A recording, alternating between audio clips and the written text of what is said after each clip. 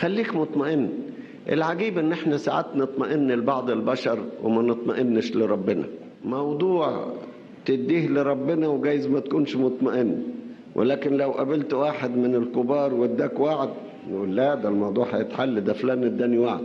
طب وربنا لما يديك وعد اقل من فلان؟ لازم الواحد يتدرب في حياة الإيمان. الشعب كان خايف قصاد البحر الأحمر، ما كانش مطمئن، لكن موسى كان مطمئن. موسى لما كان مطمئن يعني خلى اطمئنانه يشع على الآخرين ويفيض على الآخرين ويعطي الآخرين اطمئنانا.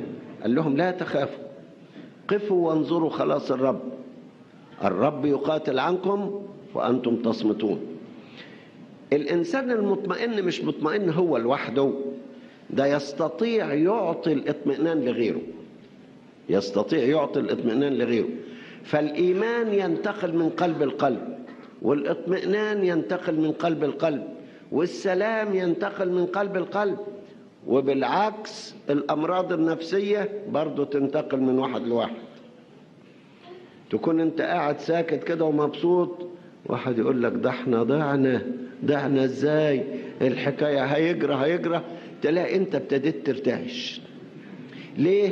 الرعشة مرض معدي،